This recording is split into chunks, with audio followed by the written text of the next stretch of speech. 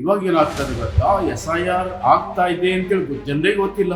SIR ಅಂದ್ರೆ ಏನು, ಏನಾಗ್ತಾ ಇದೆ, ಏನು ಮಾಡಬೇಕು ಯಾರಿಗೂ ಗೊತ್ತಾಗ್ತಾ ಇಲ್ಲ. ಅಂದ್ರೆ ಮತದಾರರ ಪಟ್ಟಿಯಿಂದ ನಮ್ಮ ಅಲ್ಪಸಂಖ್ಯಾತರಾಗಲಿ ಮತ್ತೆ ಮೈಗ್ರೇಷನ್ ಏನ್ ಮಾಡ್ತಾರ ಅಂತ ಜನರಾಗಲಿ, ಆಮೇಲೆ ಆದಿವಾಸಿಗಳಾಗಲಿ, ಇಂಥ ಬಡ ಜನರನ್ನ ಈ ಪಟ್ಟಿಯಿಂದ ಹೊರ ಇಡುವಂತ ಕೆಲಸ ನಮ್ಮ ಕೇಂದ್ರ ಸರ್ಕಾರ ಮಾಡ್ತಾ ಇದೆ. ಎಲೆಕ್ಷನ್ ಕಮಿಷನ್ ಪ್ರಕಾರ ಅವ್ರು ಒಬ್ಬ ನುಸುಳುಕೋರನ್ನು ಹಿಡಿದಿಲ್ಲ ಅಂದ್ರೆ ನಾವು ಬೆಟ್ಟ ಅನ್ನೋದು ಇಲ್ಲಿ ಹಿಡಿದ್ರು ಅಂತ ಹೇಳ್ತಾರಲ್ಲ, ಇಲ್ಲಿನೂ ಸಿಕ್ಕಿಲ್ಲ ಇದು. ಬಂಗಾಳದಲ್ಲಿ SIR ಮಾಡಿ ಎಷ್ಟೋ ಲಕ್ಷ ಜನರ ಮತದಾರನ ಪಟ್ಟಿಯಿಂದ ಕೈಬಿಟ್ರು. ಅವರು ಸರಿಯಾದ ದಾಖಲೆಯನ್ನು ತಗೊಂಡು ನಿಮ್ಮ ಕಚೇರಿ ಮುಂದೆ ಎಷ್ಟು ದಿನ ಕಾದ್ರು, ಅದಕ್ಕೇನಾದ್ರೂ ನೀವು ರೆಸ್ಪಾನ್ಸ್ ಮಾಡಿದ್ರಾ, ಪ್ರತಿಕ್ರಿಯೆ ಮಾಡಿದ್ರಾ? ದಲಿತರು, ಬಡವರು, ಆದಿವಾಸಿಗಳು, ಅಲ್ಪಸಂಖ್ಯಾತರು, ಮಹಿಳೆಯರು ಮತ್ತು ಕಾರ್ಮಿಕರು ಇವರೆಲ್ಲರನ್ನು ಗುರಿ ಇಟ್ಟುಕೊಂಡು SIR ನಡೆಸ್ತಾ ಇದ್ದಾರೆ.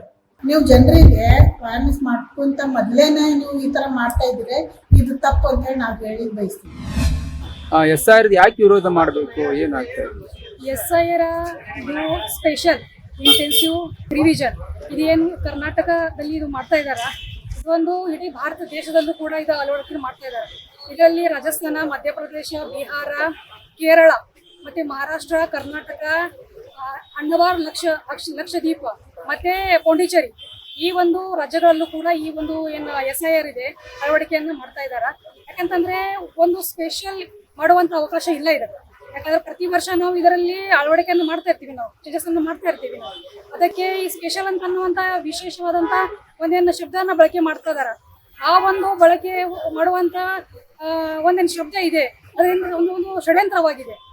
ಅಂದ್ರೆ ಮತದಾರರ ಪಟ್ಟಿಯಿಂದ ನಮ್ಮ ಅಲ್ಪಸಂಖ್ಯಾತರಾಗಲಿ ಮತ್ತೆ ಮೈಗ್ರೇಷನ್ ಏನ್ ಮಾಡ್ತಾರ ಅಂತ ಜನರಾಗಲಿ, ಆಮೇಲೆ ಆದಿವಾಸಿಗಳಾಗಲಿ, ಇಂಥ ಬಡ ಜನರನ್ನ ಈ ಪಟ್ಟಿಯಿಂದ ಹೊರ ಇಡುವಂತ ಕೆಲಸ ನಮ್ಮ ಕೇಂದ್ರ ಸರ್ಕಾರ ಮಾಡ್ತಾ ಇದೆ. ನಾವು ಪ್ರತಿಯೊಬ್ಬ ಜನರು ಕೂಡ ನಮ್ಮ ಏನ್ ಕರ್ತವ್ಯ ಅಂತಂದ್ರೆ ಈ ಏನು SIR ಅಂತಿದೆ ಇದನ್ನ ನಾವು ನಿಷೇಧನ ಮಾಡ್ಬೇಕು. ಯಾಕಂತಂದ್ರೆ ಮುಂಬರುವ ದಿನಗಳಲ್ಲಿ ಸರ್ಕಾರ ಹೊಸ ಹೊಸ ಕಾನೂನುಗಳನ್ನು ತಗೊಂಡ್ಬರ್ತಾ ಇದೆ. ಈ ಕಾನೂನುಗಳಲ್ಲಿ ಎಲ್ಲರಿಗೆ ಜಾಸ್ತಿ ಭಯಂಕರ ಹಿಂದೇಟನ್ನ ಕೊಡುವಂತ ಒಂದು SIR ಬಡವರಿಗಿದೆ. ಯಾಕಂದ್ರೆ ಶ್ರೀಮಂತರಿಗೆ ಏನು ಇದರಿಂದ ವ್ಯತ್ಯಾಸ ಆಗೋದಿಲ್ಲ. ಯಾಕಂದ್ರೆ ಇವಾಗ ನಮಗೆ ಗೊತ್ತಾಗ್ತಾ ಇದೆ ಈ ಒಂದು SIR ಪಟ್ಟಿಯಲ್ಲಿ ಹೆಸರಿದ್ರೆ ಮಾತ್ರ ನಾವು ಸರ್ಕಾರ ನಮಗೆ ಸವಲತ್ತುಗಳನ್ನ ಕೊಡ್ತಾ ಇದೆ ಅಂತ ಅನ್ಕೊಂಡು ನಾವು ತಿಳ್ಕೊತಾ ಇದೀವಿ. ಆದ್ರೆ ಸವಲತ್ತುಗಳನ್ನ ಯಾರಿಗೆ ಬೇಕು? ನಮ್ಮ ಬಡ ಜನರಿಗೆ ಸವಲತ್ತುಗಳನ್ನ ಬೇಕು. ಶ್ರೀಮಂತರಿಗೆ ಸವಲತ್ತುಗಳು ಬೇಕಾ? ಇಲ್ಲ. ಅದಕ್ಕೆ ಈ SIR ಅಂತ ಒಂದು ದೊಡ್ಡ ಭಯಾನಕ ಪಿಡುಗನ್ನ ನಮ್ಮ ದೇಶದಿಂದ ಹೋಗಲಾಡಿಸುವಂತ ಕೆಲಸ ನಮ್ಮ ಪ್ರತಿಯೊಬ್ಬರ ಜವಾಬ್ದಾರಿ ಇದೆ. ಇದು ಬರೇ ಆ ಪಕ್ಷ ಈ ಪಕ್ಷ ಅಂತಲ್ಲ, ನಾವು ಪ್ರತಿಯೊಬ್ರು ನಮ್ಮ ಭಾರತ ಸಂವಿಧಾನ ನಮಗೊಂದು ಮತ ಚಲಾಯಿಸುವ ಅಧಿಕಾರನ ಕೊಟ್ಟಿದೆ ಬಾಬಾ ಸಾಹೇಬ್ ಅಂಬೇಡ್ಕರ್ ಅವರು. ಆ ಒಂದು ಸಂವಿಧಾನದ ಉಲ್ಲಂಘನೆಯನ್ನ ಈ ಒಂದು ಸರ್ಕಾರ ಮಾಡ್ತಾ ಇದೆ. 100% ಶುದ್ಧ ಶ್ರೀಗಂಧ ಎಣ್ಣೆಯಿಂದ ತಯಾರಾಗಿದೆ. ಅಸಲಿ ಉತ್ತಮಿಕೆಯನ್ನು ಹೊಂದಿದೆ. ಮೈಸೂರ್ ಸ್ಯಾಂಡಲ್ ಸೋಪ್, ನನ್ನ royal beauty ritual. Election commission ಎಷ್ಟು ಹೇಳಿದೆ ಗೊತ್ತಾ? ನುಸುಳುಕೋರನ್ನು ನಾವು ಎಷ್ಟು ಹಿಡಿದಿದ್ದೀವಿ? 6.5 ಕೋಟಿ ಜನಸಂಖ್ಯೆಯಲ್ಲಿ ನಾವು ನುಸುಳುಕೋರರು ಇಷ್ಟು ಅಂತ ಒಂದು ಪಟ್ಟಿ ಬಿಡುಗಡೆ ಮಾಡ್ಬೇಕಲ್ಲ, ಎಷ್ಟು ಮಾಡಿದಾರೆ ಗೊತ್ತಾ? 0. ಎಲೆಕ್ಷನ್ ಕಮಿಷನ್ ಪ್ರಕಾರ ಅವ್ರು ಒಬ್ಬ ನುಸುಳುಕೋರನ್ನು ಹಿಡಿದಿಲ್ಲ ಅಂದ್ರೆ ನಾವು ಬೆಟ್ಟ ಅನ್ನೋದು ಇಲ್ಲಿ ಹಿಡಿದ್ರು ಅಂತ ಹೇಳ್ತಾರಲ್ಲ, ಇಲ್ಲಿನೂ ಸಿಕ್ಕಿಲ್ಲ. ಇದು ಬೆಟ್ಟ ಆಗುತ್ತಿದ್ದಾರೆ, ಇಲ್ಲಿನೂ ಸಿಕ್ಕಿಲ್ಲ ಅನ್ನೋದು ವಾಸ್ತವ. ಏನಪ್ಪ ತೊಂದರೆ ಏನಾಗ್ತೈತಿ ಈಗ? ಯಾಕೆ ಇದನ್ನ ಇಷ್ಟೊಂದು ನಾವು ಮಾಡಬೇಕಾಗಿದೆ ಅನ್ನೋದನ್ನ ಅರ್ಥ ಮಾಡ್ಕೊಳ್ಳೋಕೆ ಮುಂಚೆ ಒಂದು ವಿಚಾರ ನಮಗೆ ಗೊತ್ತಿದೆ. ಇಡೀ ಪ್ರಪಂಚದಲ್ಲಿ ಸ್ವಾತಂತ್ರ್ಯ ಪಡ್ಕೊಂಡಂತ ದೇಶಗಳ ಪೈಕಿಯಲ್ಲಿ ಅಮೆರಿಕ, ಇಂಗ್ಲೆಂಡ್, ಫ್ರಾನ್ಸ್ ಅಂತ ದೇಶಗಳು ಕೂಡ ಓಟಿನ ಹಕ್ಕು ಪಡ್ಕೊಳ್ಬೇಕು ಅಂತ ಹೇಳಿದ್ರೆ ದೊಡ್ಡ ದೊಡ್ಡ ಹೋರಾಟಗಳು ನಡೆದಿದೆ. ದಶಕಕ್ಕೆ ಹೋರಾಟಗಳು ನಡೆದಿದ್ದಾವೆ.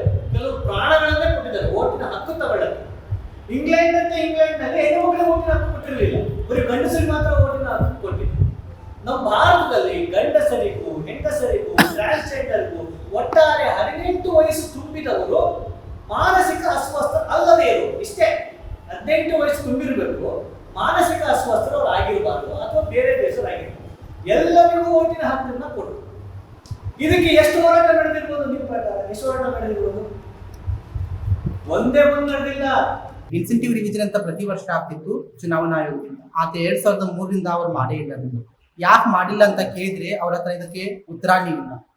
ಸೊ ಈಗ ಸ್ಪೆಷಲ್ ಇಂಟೆನ್ಸಿವ್ ರಿವಿಷನ್ ಅಂತ ಇವತ್ತು ನಿಂತಿದ್ದಾರೆ. ಫಸ್ಟ್ ಆಫ್ ಆಲ್ ಹೇಳೋದಾದ್ರೆ, ಚುನಾವಣಾ ಆಯೋಗವನ್ನ ಆಯ್ಕೆ ಮಾಡೋದ್ರಲ್ಲಿ ಯಾರ್ಯಾರು ಇರ್ತಿದ್ರು? ನಮ್ಮ ಪ್ರಧಾನಮಂತ್ರಿ ಇರ್ತಿದ್ರು, ವಿರೋಧ ಪಕ್ಷದ ನಾಯಕರು ಇರ್ತಿದ್ರು, ಆಮೇಲೆ ಸುಪ್ರೀಂ ಕೋರ್ಟ್ ನ್ಯಾಯ ಜಡ್ಜಸ್ ಇರ್ತಿದ್ರು. ಸೊ ಈಗ ಸುಪ್ರೀಂ ಕೋರ್ಟ್ ನ್ಯಾಯಮೂರ್ತಿಗಳನ್ನ ತೆಗೆದುಬಿಟ್ಟು ಮುಖ್ಯಮಂತ್ರಿಗಳು ಯಾರು ಸೂಚಿಸ್ತಾರೋ ಆ ವ್ಯಕ್ತಿ ಪ್ರಧಾನಿಗಳು. ಚುನಾವಣಾ ಹ್ಮ್. ಅದೇ ಪ್ರಧಾನಮಂತ್ರಿಯವರು ಯಾವ ವ್ಯಕ್ತಿಯನ್ನ ಆಯ್ಕೆ ಮಾಡಿದ್ದಾರೆ ಅಂತ ವ್ಯಕ್ತಿಯಿಂದ ಚುನಾವಣಾ ಆಯೋಗ ಆಯ್ಕೆಯಾಗಿದೆ. ಸೊ ಇದರ ಅರ್ಥ ಏನು? ನಮ್ಮ ಮತದಾರರ ಮತಗಳು ಇವಿಎಂ ಮಷಿನ್ ಅಲ್ಲಿ, ಇವಿಎಂ ಮಷಿನ್ ಚುನಾವಣಾ ಆಯೋಗದ ಕೈಯಲ್ಲಿ, ಚುನಾವಣಾ ಆಯೋಗ ಆಳುವವರ ಕೈಯಲ್ಲಿ, ಕಪಿಮುಷ್ಟಿಯಲ್ಲಿ. ಹೌದಲ್ವಾ? ಕಪಿಮುಷ್ಟಿಲಿ ಇರೋ ಹಾಗಲ್ವಾ ಇದು? ಹ್ಮ್. ಯಾಕೆ ಚುನಾವಣಾ ಆಯೋಗದ ಹತ್ರ ನಮ್ಮ ಹತ್ರ ಡೇಟಾ ಇರಲ್ವಾ? ಎಷ್ಟೊಂದೀಗ ಮುಂದೆ ಬಂದಿದೆ ವೈಜ್ಞಾನಿಕತೆಯಲ್ಲಿ ನಮ್ಮ ಭಾರತ. ಚೆಕ್ ಮಾಡ್ಬೋದಲ್ಲ ತಾನೇ? ನೀವು ಮಾಡಿ.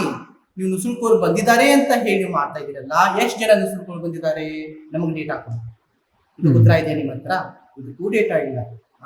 ನೀವು ಬಂಗಾಳದಲ್ಲಿ SI ಮಾಡಿ ಎಷ್ಟೋ ಲಕ್ಷ ಜನರ ಮತದಾರನ ಪಟ್ಟಿಯಿಂದ ಕೈ ಬಿಟ್ರು.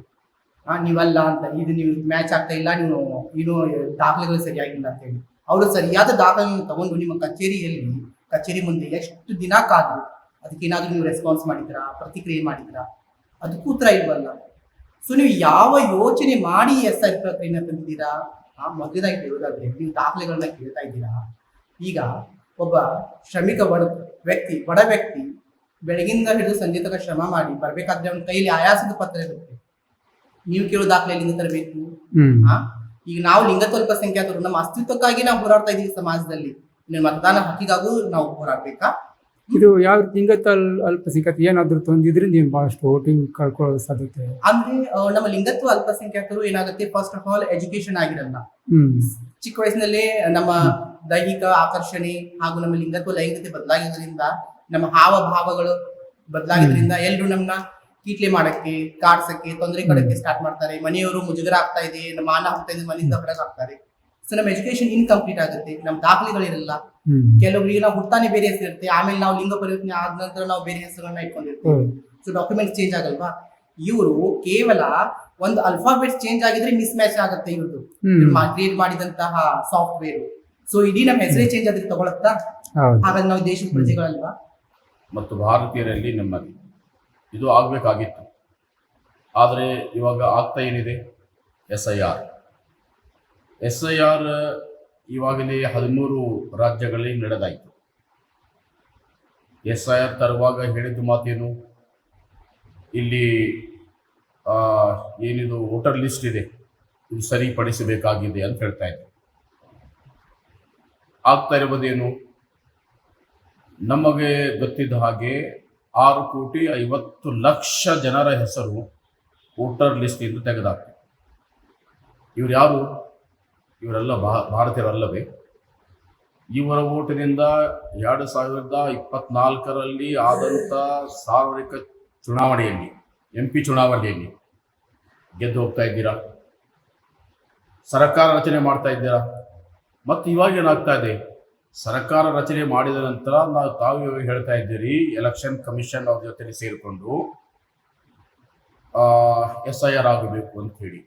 ಅದರಿಂದ ದೊಡ್ಡ ಅನಾಹುತ. 6 ಕೋಟಿ ಜನ ಇದು ಒಂದು ಚಿಕ್ಕ ಸಂಖ್ಯೆ ಅಲ್ಲ, ಬಹಳ ದೊಡ್ಡ ಸಂಖ್ಯೆ. ಅದಕ್ಕಾಗಿ ನಮ್ಮ ವಿಚಾರಣೆ, ನಮ್ಮ ಈ ಎಲ್ಲ ಸಂಘಟನೆಗಳು ಸೇರಿ 250ಕ್ಕಿಂತ ಹೆಚ್ಚು ಸಂಘಟನೆಗಳು SIR ಬಗ್ಗೆ ನಾವು ಜಾಗೃತ ಮೂಡಿಸ್ತಾ ಇದ್ದೇವೆ. ಒಂದು ಕಡೆ ವಿರೋಧ ಹೌದು, ಇನ್ನೊಂದು ಕಡೆ ನಾವು ಜನರಲ್ಲಿ ಜಾಗೃತಿ ಮೂಡಿಸ್ತಾ ಇದ್ದೇವೆ. ಈ ಜಾಗೃತ ಕಾರ್ಯಕ್ರಮ ಯಾರು ಮಾಡಬೇಕಾಗಿತ್ತು? ಚುನಾವಣೆ ಆಯೋಗ, ಸರ್ಕಾರದವರು. ತಮಗೆಲ್ಲ ಗೊತ್ತಿದ್ದ ಹಾಗೆ ಎಲೆಕ್ಷನ್ ಬಂದಾಗ ನೀವು ವೋಟ್ ಕೊಡಿ ಅಂತೇಳಿ ಬೋರ್ಡ್ ಹಾಕ್ತಾ ಇದ್ದೀರಾ. ಇದು ನಿಮ್ಮ ಹಕ್ಕು, ನೀವು ವೋಟ್ ಹಾಕಬೇಕು, ಈ ಸಂವಿಧಾನ ಕೊಟ್ಟಿರುವಂಥ ಹಕ್ಕಿದೆ, ಇದಕ್ಕೆ ಬಳಸಬೇಕು ಅಂತ ಹೇಳಿ ಬೋರ್ಡ್ ಹಾಕ್ತಾ ಇದ್ದೀರಾ. ಇವಾಗ ಏನಾಗ್ತದೆ ಗೊತ್ತಾ, SIR ಆಗ್ತಾ ಇದೆ ಅಂತೇಳಿ ಜನರಿಗೆ ಗೊತ್ತಿಲ್ಲ. SIR ಅಂದ್ರೆ ಏನು, ಏನಾಗ್ತಾ ಇದೆ, ಏನು ಮಾಡಬೇಕು ಯಾರಿಗೂ ಗೊತ್ತಾಗ್ತಾ ಇಲ್ಲ. ಹಾಗಾಗಿ ಎಲ್ಲ ಸಂಘಟನೆಗಳು ಸೇರಿ SIR ಇದ್ದಂಥ ಲೋಪದೋಷಗಳು ಏನು ಅದನ್ನು ತಿಳಿಸ್ತಾ ಇದ್ದೇವೆ. ಎರಡನೇದಾಗಿ ನಾವು ಒಂದು ಕಡೆ ಎಚ್ಚರ ವಹಿಸುವಂತೆ ಹೇಳ್ತಾ ಇದ್ದೇವೆ. ಸರ್, ಇದು ಕೇವಲ ಅಲ್ಪಸಂಖ್ಯಾತರಿಗೆ ಗುರಿ ಇಟ್ಕೊಂಡಿದ್ಯಾ? ಇವಾಗ ನೋಡಿ, SIR ನಮ್ಗೆ ಅನಿಸೋ ಮಟ್ಟಿಗೆ ಇವಾಗ ಆಗ್ತಾ ಇದ್ದೇವಲ್ಲ, ನೋಡ್ತಾ ಇದ್ದೇವಲ್ವಾ, ಇದು ಅಲ್ಪಸಂಖ್ಯಾತರನ್ನು ಗುರಿ ಮಾಡಿಟ್ಟುಕೊಂಡು ಆಗುವಂತ SIR ಅಲ್ಲ ಇದು. ಇದರಲ್ಲಿ ದಲಿತರು, ಬಡವರು, ಆದಿವಾಸಿಗಳು, ಅಲ್ಪಸಂಖ್ಯಾತರು, ಮಹಿಳೆಯರು ಮತ್ತು ಕಾರ್ಮಿಕರು ಇವರೆಲ್ಲರನ್ನು ಗುರಿ ಇಟ್ಟುಕೊಂಡು SIR ನಡೆಸ್ತಾ ಇದ್ದಾರೆ. ಮತ್ತೊಂದು ಕೆಲವರು ಮಂದಿ ಕಲ್ತಿರೋದಿಲ್ಲ ಅಂತವ್ರಿಗೆ ಡಾಕ್ಯುಮೆಂಟ್ ಸಿಗೋದಿಲ್ಲ. ಇವರು ನಿಮ್ದು ಎಲೆಕ್ಷನ್ ಕಾರ್ಡೇ ಕ್ಯಾನ್ಸಲ್ ಆಗ್ತದೆ, ನೀವು ಈ ಊರವ್ರಲ್ಲ, ನೀವು ಡಾಕ್ಯುಮೆಂಟ್ ತೋರಿಸ್ಬೇಕು, ಅಂದ್ರೆ ನಿಮ್ಮ ವೋಟಿಂಗ್ ಕಾರ್ಡ್ ಇರ್ತದೆ, ಇಲ್ಲಾಂದ್ರೆ ಕ್ಯಾನ್ಸಲ್ ಆಗ್ತದೆ. ಈ ಥರ ಮಂದಿಗೆ, ಜನರಿಗೆ ಹೆದರಿಕೆಯನ್ನು ಹಾಕ್ತಾ ಇದ್ದಾರೆ. ಇದು ಹಾಕಬಾರ್ದು. ಮತ್ತೊಂದಿನ ನೀವು ಏನು ಡಾಕ್ಯುಮೆಂಟ್ಸ್ ಏನು ತಗೋತಾ ಇದ್ದೀರಲ್ಲ, ಅದಕ್ಕೆ ಸ್ವಲ್ಪ ಇದು ಡಾಕ್ಯುಮೆಂಟ್ ಅಂತಂದ್ರೇನು ಅವ್ರು ಇರ್ಲಿಕ್ಕಿಲ್ಲಿದಾರ, ಆದರೆ ಅವರೇ ಇರೋದಿಲ್ಲ. ಆದ ಕಾರಣ ಅವ್ರ ಹತ್ರ ಯಾವುದೋ ಒಂದು ಕಲ್ತಿರೋದು ಸರ್ಟಿಫಿಕೇಟ್ ಅದು ಇರೋದಿಲ್ಲ.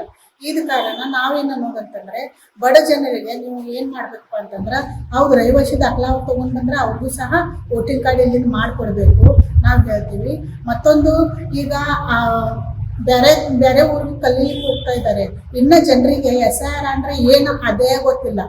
ಇವರು ಜನರಿಗೆ ನಾವು ಏನು ಮಾಡ್ತಾ ಇದೀವಿ ಅದು ಸಹ ಹೇಳ್ತಾ ಇಲ್ಲ. ಮತ್ತೊಂದು BLO ಇವ್ರು ನೇಮಿಸಿದಾರಲ್ಲ, ಅವ್ರ ಟ್ರೈನಿಂಗ್ ಸಹ ಕೊಟ್ಟಿಲ್ಲ. ಅವ್ರು ಯಾವ ಥರ ಕೆಲಸ ಮಾಡಬೇಕು. ಇವ್ರು BLO ತಹಶೀಲ್ದಾರ್ ಆಫೀಸ್ನಲ್ಲಿ ಇರ್ತಾರೆ, ಅವ್ರಿಗೆ ಗೊತ್ತಿದೆ. ಆದರೆ ಜನರಿಗೆ ಇವರು ಅಂಗನವಾಡಿ ಕಾರ್ಯಕರ್ತರಾಯ್ತು, ಆಶಾ ಕಾರ್ಯಕರ್ತರಾಯ್ತು, ಮತ್ತೊಂದು ಕಲಿತಾ ಹುಡುಗರು ತಗೋತಾ ಇದ್ದಾರಲ್ಲ, ಅವ್ರಿಗೆ SIR ಬಗ್ಗೆ ಅಂದರೆ ಏನು, ಮತ್ತೊಂದು ಇವ್ರು ಯಾಕೆ ಮ್ಯಾಪಿಂಗ್ ಮಾಡ್ತಾ ಇದ್ದಾರೆ, ಇದು ಬಹಳಷ್ಟು ಮಂದಿಗೆ ಇನ್ನೂ ಅರಿವು ಇಲ್ಲ. ಮತ್ತೊಂದು ಅವ್ರು ಲಿಂಕ್ ಸೈಟ್ ಮಾಡ್ಕೊಂಡಿಲ್ಲ. ಹಿಂಗಿರುವಾಗ ನೀವು ಜನರಿಗೆ ಅವೇರ್ನೆಸ್ ಮಾಡ್ಕೊಂತ ಮೊದಲೇನೆ ನೀವು ಈ ಥರ ಮಾಡ್ತಾ ಇದ್ರೆ ಇದು ತಪ್ಪು ಅಂತ ಹೇಳಿ ನಾವು ಹೇಳಿ ಬಯಸ್ತೀವಿ. ಇದು ನಿಜವಾಗ್ಲೂ SIR ಈ ಪ್ರಕ್ರಿಯೆ ಬಹಳ ಅವಶ್ಯಕತೆ, ಮತ್ತು ಇದರಲ್ಲಿ ಕೆಲವೊಂದಿಷ್ಟು ಏನು ಇವರು ಇದನ್ನು ಮಾಡ್ತಾ ಇದ್ದಾರೆ ಸರ್ಕಾರ, ಇದು ಏನು ಎಲೆಕ್ಷನ್ ಕಮಿಷನರ್ ಇದರಲ್ಲಿ ಬಹಳ ಒಂದು ಒತ್ತಾಯವನ್ನು ಮಾಡ್ತಾ ಇದ್ದಾರೆ. ಅದು ತಪ್ಪು. ಯಾಕಂತಂದ್ರೆ ಜನಸಾಮಾನ್ಯರಲ್ಲಿ ಎಲ್ಲ ಡಾಕ್ಯುಮೆಂಟ್ಸ್ ಬೇಕಂತಂದ್ರೆ ಸಾಧ್ಯ ಆಗುದಿಲ್ಲ. ಅದಕ್ಕೇನಿತ್ತಲ್ಲ, ಇದನ್ನೇನಿತ್ತಲ್ಲ ಸ್ವಲ್ಪ ಸರಳೀಕರಿಸಿ, ಸರ್ಕಾರ ಇರ್ತಲ್ಲ, ಕರ್ನಾಟಕ ಸರ್ಕಾರ ಇದನ್ನೊಂದು ಸ್ವಲ್ಪ ಸರಳೀಕರಿಸಿ ಸಮಯವನ್ನು ಹೆಚ್ಚಿಗೆ ಕೊಟ್ಟರೆ, ಯಾರು ಈ ಇದರಿಂದ ಏನಂತಲ್ಲ ವೋಟರ್ ಲಿಸ್ಟ್ನಿಂದ ಇದು ಆಗುದಿಲ್ವ, ಇದು ಏನು ಮ್ಯಾಪಿಂಗ್ ಆಗುದಿಲ್ವೋ ಅವರಿಗೆ ಸಮಯವನ್ನು ಕೊಟ್ಟರು ಬಹಳ ಅನುಕೂಲ ಆಗುತ್ತೆ. ಆ ಅನುಕೂಲತೆಗಾಗಿ ನಾವು ಹೋರಾಡ್ತಾ ಇದ್ದೇವೆ. ಮತ್ತು ಇನ್ನೂ ಅನೇಕ ಇದು ಅನಕ್ಷತ ಜನರಲ್ಲಿ ಇದರ ಬಗ್ಗೆ ಯಾವುದೇ ಕಲ್ಪನೆ ಇಲ್ಲ, ಯಾವುದೇ ಅವರಿಗೆ ವಿಚಾರವಿಲ್ಲ. ಇದು ಎಲ್ಲ ಜನರಿಗೆ ಮುಟ್ಟಬೇಕು. ಅವರೇಂತಲ್ಲ ವೋಟರ್ ಲಿಸ್ಟ್ನಲ್ಲಿ ಪ್ರತಿಯೊಬ್ಬರ ಹೆಸರು ಬರಬೇಕು. ಮತ್ತು ಅದು ಯಾವುದೇ ರೀತಿಯಾಗಲಿ ಎಲೆಕ್ಷನ್ ಕಮಿಷನರ್ ಬಗ್ಗೆ ಹೇಳೋದಂತಂದ್ರೆ ಅವರು ಅಂತಲ್ಲ ಈ ಬಗ್ಗೆ ಎಲ್ಲರಿಗೂ ಗಮನ ಹರಿಸುವಂಗೆ ಇದನ್ನು ಮಾಡಬೇಕು. ಅಂದ್ರೆ ಈ ನಮ್ಮ ಒಂದು ವೋಟರ್ ಲಿಸ್ಟ್ ಸಂಪೂರ್ಣವಾಗಿ ತಯಾರಾಗುತ್ತೆ. ಅದಕ್ಕಾಗಿ ಒಂದು ಸ್ವಲ್ಪ ಹೆಚ್ಚಿನ ಸಮಯ ಕೊಟ್ಟರೆ ಭಾಳ ಒಳ್ಳೆಯದಾಗುತ್ತೆ. ಒಂದು ಉದ್ದೇಶ ಇದು ಬಿಜಾಪುರದಿಂದ ಚಾಲುವಾಗಿತ್ತು. ಇಡೀ ಆಲ್ ಕರ್ನಾಟಕದಲ್ಲಿ 5 ಕಡೆಯಿಂದ ಜಾಥಾ ಹೊರಡಿದೆ.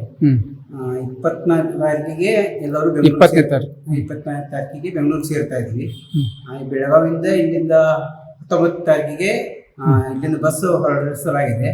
ಆದಷ್ಟು ಜನ ಕಾರ್ಮಿಕರು, ರೈತರು, ದಲಿತರು, ವಿದ್ಯಾರ್ಥಿಗಳು SIR ಎಂಬುದು ಇದು ದೊಡ್ಡ ಪಿಡುಗ ಆಗಿಬಿಟ್ಟಿದೆ. ಜನರಿಗೆ ಎಚ್ಚೆತ್ತುಕೊಳ್ಬೇಕಾಗಿದೆ.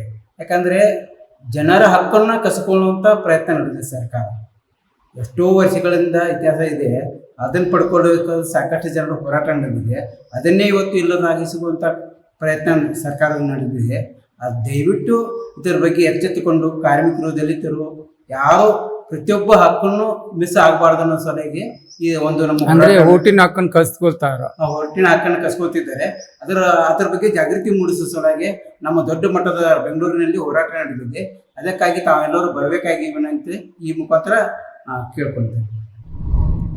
ಮತ್ತಷ್ಟು ವಿಶೇಷ ವಿಡಿಯೋಗಳನ್ನು ನೋಡಲು ಮತ್ತು ಹೊಸ ವಿಡಿಯೋಗಳ ಬಗ್ಗೆ ತಿಳಿಯಲು ಈ ದಿನ .com ಯೂಟ್ಯೂಬ್ ಚಾನೆಲ್ ಸಬ್ಸ್ಕ್ರೈಬ್ ಮಾಡಿ ಮತ್ತು ಬೆಲ್ ಐಕಾನ್ ಕ್ಲಿಕ್ ಮಾಡಿ.